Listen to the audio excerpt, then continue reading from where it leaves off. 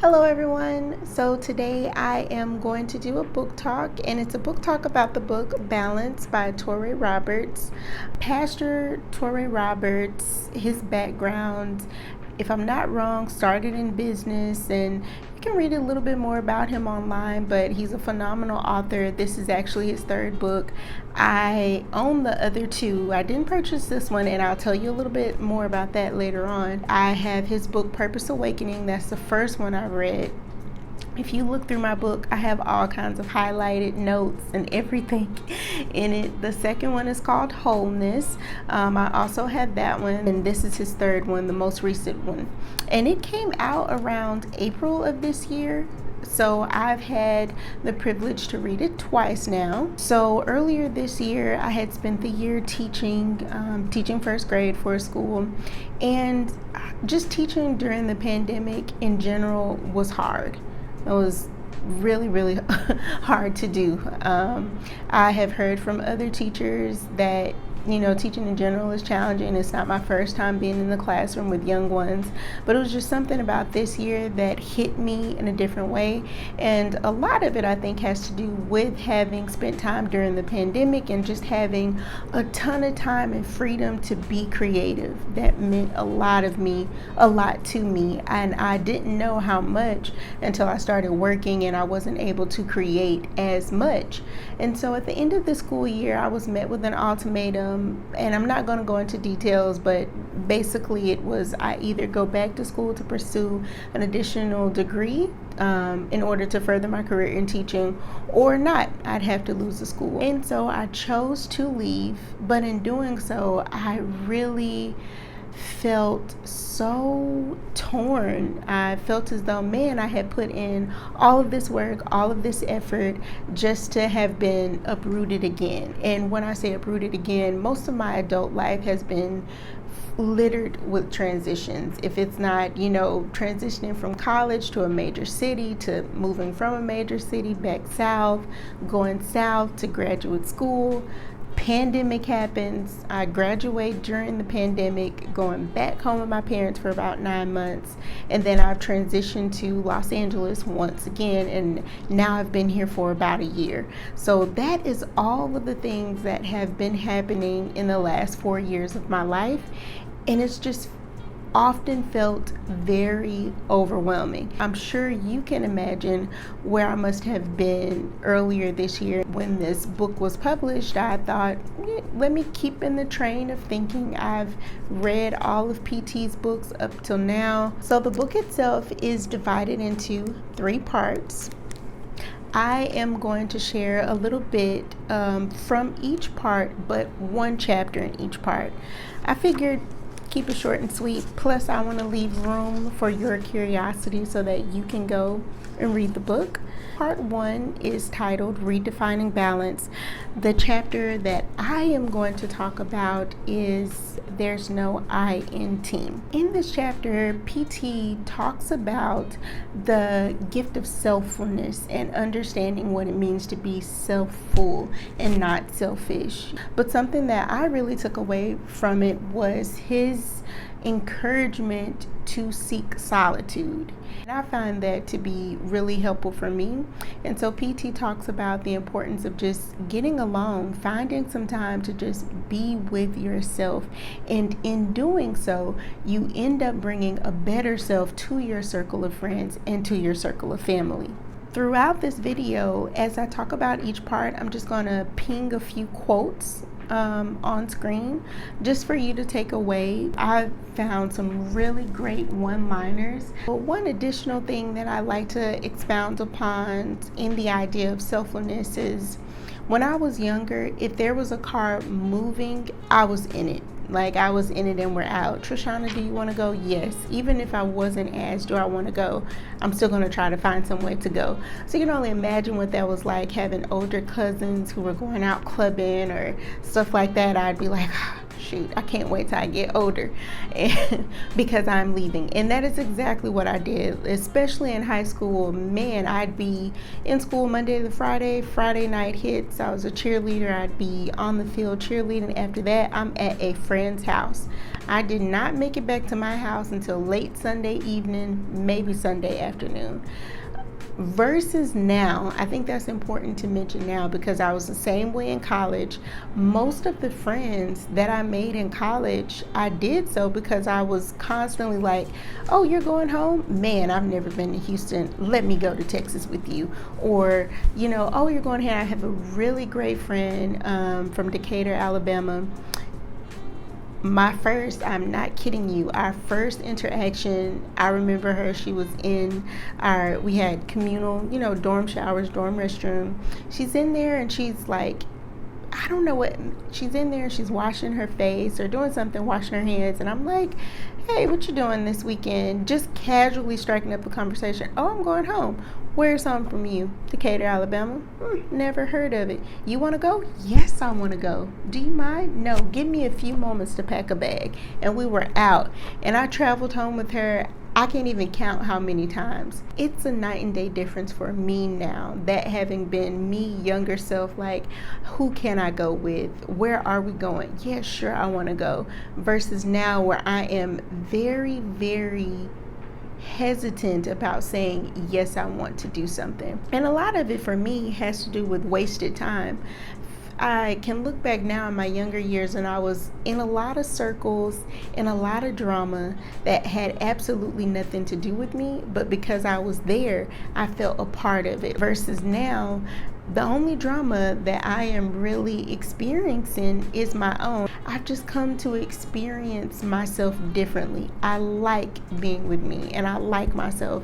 So it's not hard for me to spend ample amounts of time alone. And that's also something that PT talks about in this chapter specifically is, do you like yourself? Is one of the reasons why you don't spend time alone, because you're afraid of what you may come to meet, whether that be trauma from the past or current trauma, or just facing your current self and realizing that you'd have to explore a different version of yourself. All of those things are scary. He also talks about the fear of missing out, or FOMO, and I can attest to that in my former years, that was one of the reasons why I felt like I always had to be a part of the crowds or a crowd, is because when I was alone, I felt as though I was missing out on something. These group of people must be having more fun than me. Moving on to part 2. Part 2 of the book is titled Restoring Balance, and the chapter I'll be talking about is The Power of No. This chapter, jewels, when I say like jewels on top of jewels, gems on top of gems. Right off bat, start of the chapter, PT already mandates that there should be a ratio of 90% no in your life and 10% yes in your life. What he means by this is that your yes is expensive. Your yes is your life. The things that you commit to ultimately make up who you are in life. I mean, just sit on it for a little bit. Every time I say it or think about it, it just like blows my mind. So his suggestion is to give out more no's than yeses. Don't feel as though you have to say yes to appease others, or again, because you feel as though you're missing out on something. Be very, very liberal with your no's, because your yes is a qualifier for what you ultimately want to do in your life. In saying yes, you are preparing yourself for the important things that you want to do in life. If you've given so many yeses away, and when I say yeses away, commitments to others, commitments to other opportunities, things that you didn't quite take time to qualify for yourself in life, then when it's really time for you to do something that you really want to do, or something that most aligns with who you are, the highest version of yourself, you don't have any yeses to give, because you've given out so many to, we'll just say, extraneous things that won't ultimately satisfy you or qualify the highest version of yourself. One of the quotes, I'm just going to read this one because I think it's like really good. Unless you embrace your no and have the courage to defy the expectations of your life's spectators, the world will be robbed of the masterpiece you are becoming. Pastor Toure paints an analogy of Michelangelo creating a sculpture, and he speaks of it as though really a sculptor has a large marble block in front of him, or in front of he or she, and they're just chipping away the things that don't belong to the ultimate masterpiece that they want to create. And that is kind of how he's relating the idea of 90% no and 10% yes. You're sculpting away the noise and the distractions in your life to get to the ultimate version of you, like the real true you, the authentic person that God created. Part 3 of the book is titled Redefining Balance, and the chapter that I'll speak about is Surrendering to Peace. I reread this chapter again this morning. That's how good it is. But in the chapter, PT is saying, and when I say PT, I mean Pastor Toure. It's a church nickname. You're welcome to use it. Go join One Church LA, or One. I think it's just straight up One by now. Or go watch a service. There are services online. Impeccable. Okay, so surrendering to peace. When I read this chapter, I had finally decided I'm going to the beach. I felt that as I was inside of my apartment, my mind was just on 10. I was thinking about every possible thing, every worst case scenario possible. So I packed up my things, scheduled a day at the beach, drove out to the beach, went there. One of the first things I read was this quote: "If you surrender to the wind, you can ride it." This is a quote from Toni Morrison's book, Song of Solomon. I felt as though God had just dropped the book in my lap. You are in progress. You are in alignment. You are in step.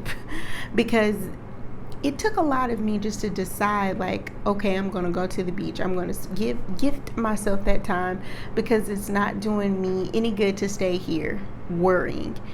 So in going there and reading that quote, I love Toni Morrison. And so Song of Solomon is a beautiful novel, and it's about a young man and his journey. It's very much a hero's journey. It talks about his connections to the community that he's in, his connections with family, and so much of it is relatable.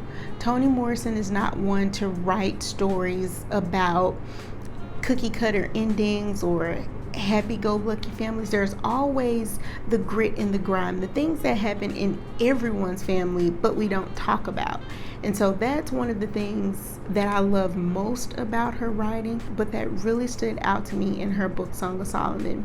So again, the quote is, "If you surrender to the wind, you can ride it." PT starts this chapter off with this quote to say that peace, trust the peace always. Peace is your life's guide. And it's not about going out and trying to gain peace, like what can I do to get peace, but rather it's about removing things that have caused you to be separated from peace or have caused you to not feel peace. What I really love is that he also illuminates the difference between a good idea and a God idea. In short, he says that a good idea is an idea that checks all the boxes, it's probable, it makes sense, it's in line, you understand it. But a God idea doesn't always make sense. It's not always probable. Sometimes you won't check off the boxes, but you just have a feeling about it, and that feeling is attached to peace. If you can open yourself and get clear enough to actually feel it for yourself, what peace is. He talks about the fact that there is peace in every moment throughout your day. Like, you can always decide peace over worry, peace over anxiety. In those moments when you feel as though you don't feel peace, he gives a few pointers for ways that you can get back to a place of peace. And again, in understanding that peace comes by removing things.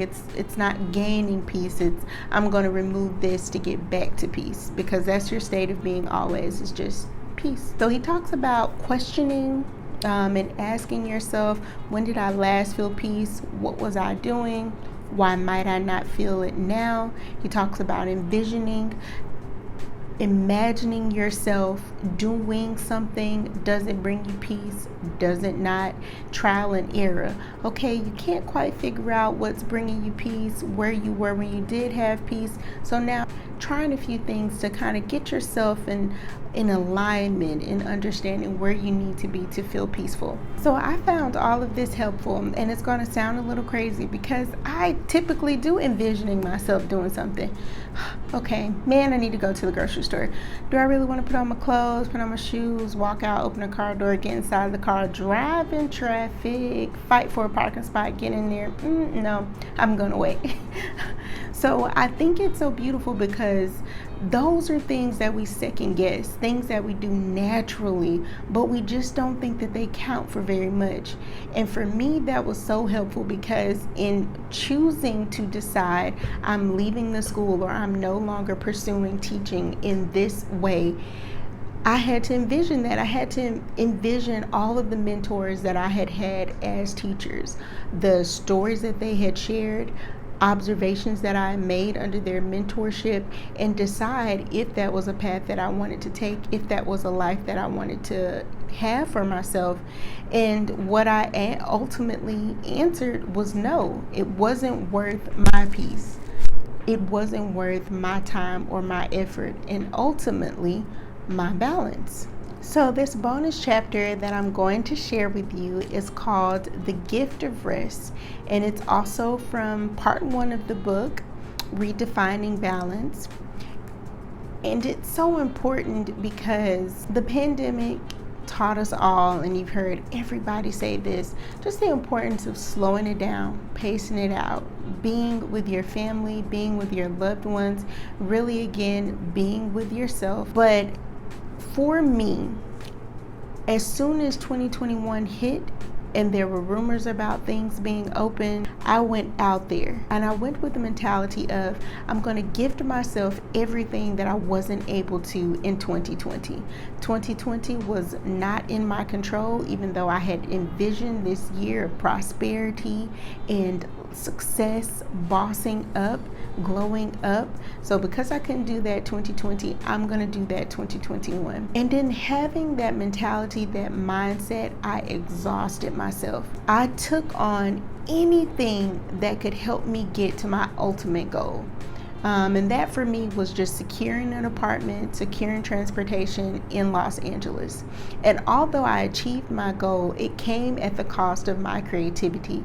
I did not create anything. No, I may have written like a few songs, but I wasn't able to continue the momentum of writing scripts and creating content and publishing content. I couldn't do it because I was so inundated with work. And when I wasn't working, I was thinking about work. When I wasn't thinking about work, I was trying not to think about work. It was just like an on and ongoing cycle. And anytime I felt as though I needed rest, I didn't feel as though I deserved it. I felt as though, man, how can you sleep when you have all of these assignments to look over? Or how can you sleep when you have countless things to do at home? You need to get at it. There were nights when I couldn't find rest because I was so concerned about what would happen the next day. And so the chapter, The Gift of Rest, is really important because Pastor Toure explicitly says that the best things happen to us from a place of rest, not from a place of striving or constantly chasing after something, but instead understanding that what's for you is for you. So you're simply just positioning yourself to receive it. I think that is so important because it changes the way that we view pursuit of a dream, pursuit of a vision. It's not that we're chasing and hunting it down from a perception of lack. I don't have this thing, so I must chase it. But if you switch that and think of it from a place of abundance, I know that it is already mine. I am simply laboring to pursue it. It gives so much more clarity, depth, and meaning to the idea of process. I have heard this quote countless times over: fall in love with the process. Fall in love with the process.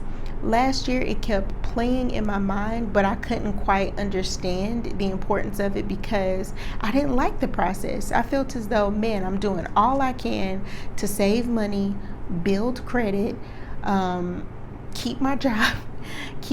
I'm doing all these things, but yet I feel as though I'm running up against the wall. I never have any time for me. I definitely don't have any time to create.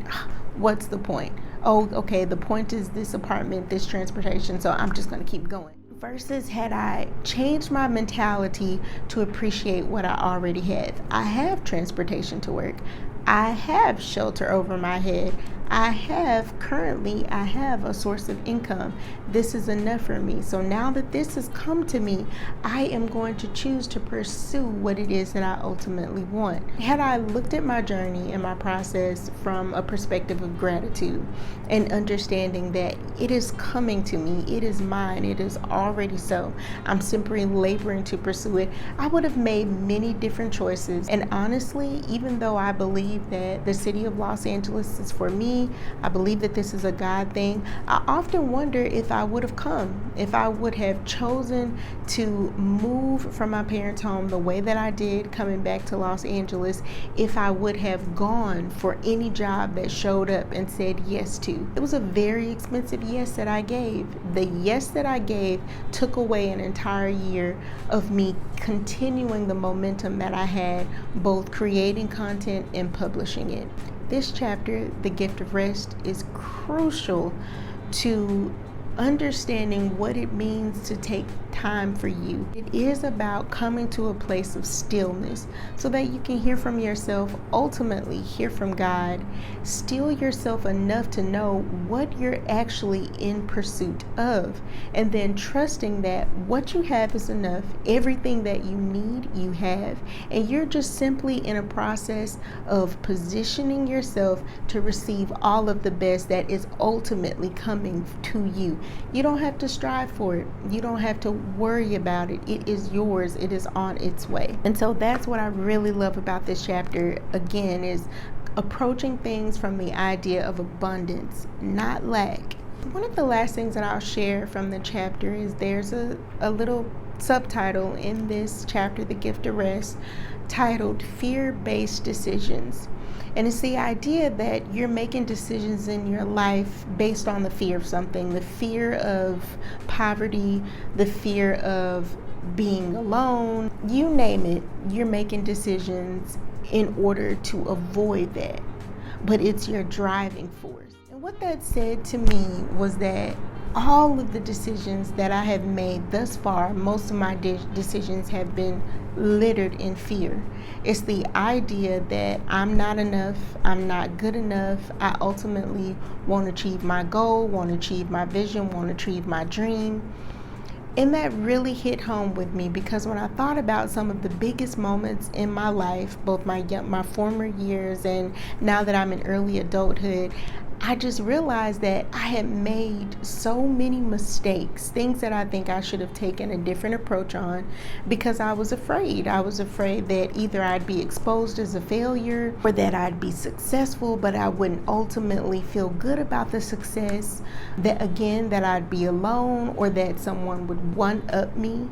It blew my mind because I thought about the alternate choice. If I had chosen to do what I ultimately wanted to do in faith that it would work out for me, man, my life would just be so much different.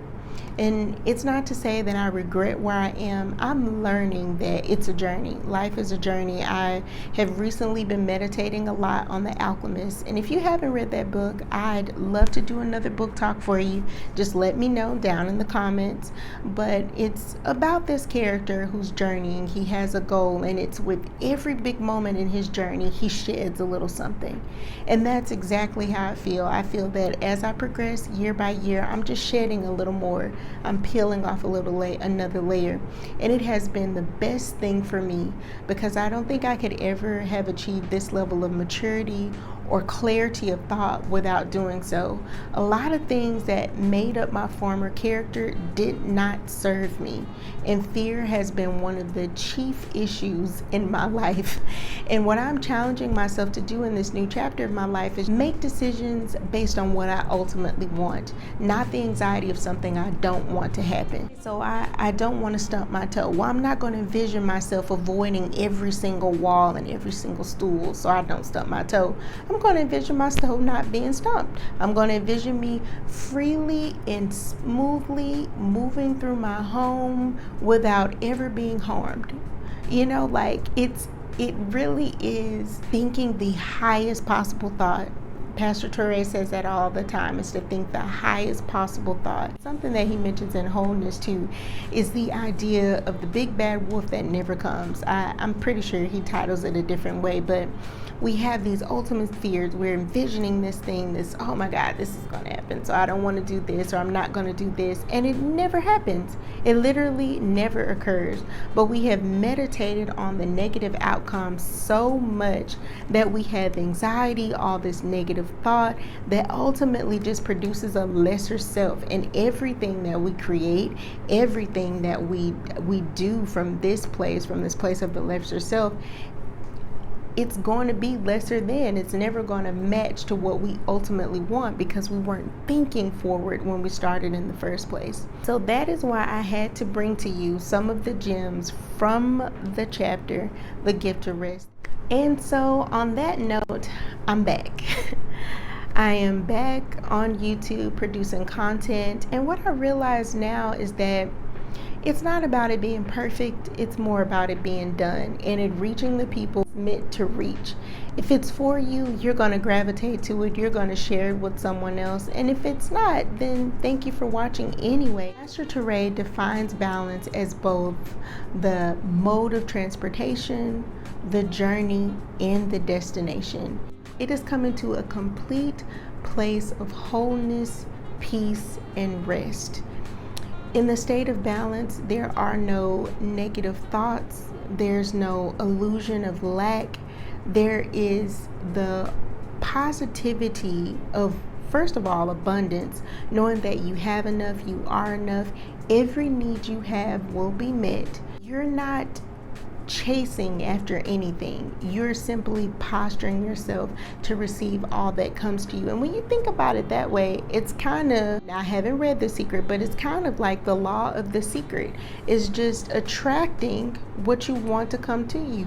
If you're thinking positive thoughts, Marion Golden has a little, he talks about this a bit too, is that if you're thinking positive thoughts and creating an environment of faith that anything can happen in this environment, anybody who walks in the environment is going to want to subscribe to your program. They're going to want to help you. They are going to want to do something for you.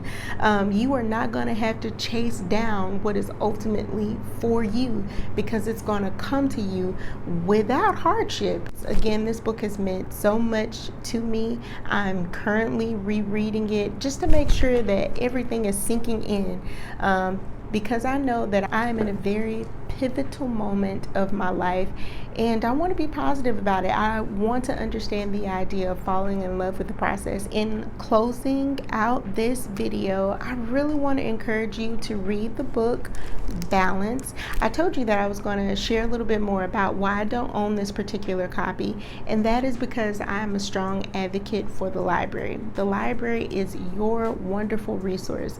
If you have a community library in your neighborhood, you should go visit it if you haven't already visited it. The thing about libraries is that you got to tell them what you need. You have to tell them what you want. Even here in Los Angeles, which I just like to say, the Los Angeles Public Library System is wonderful.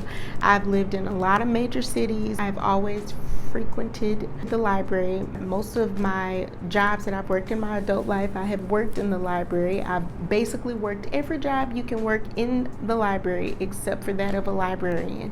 So trust me when I say the library is your resource. You can advocate for the things that you need. Most libraries have some sort of platform, whether it's online or in person, where you can request items. So if you'd like to read Balance and they don't have a copy of it, you can go in and request it.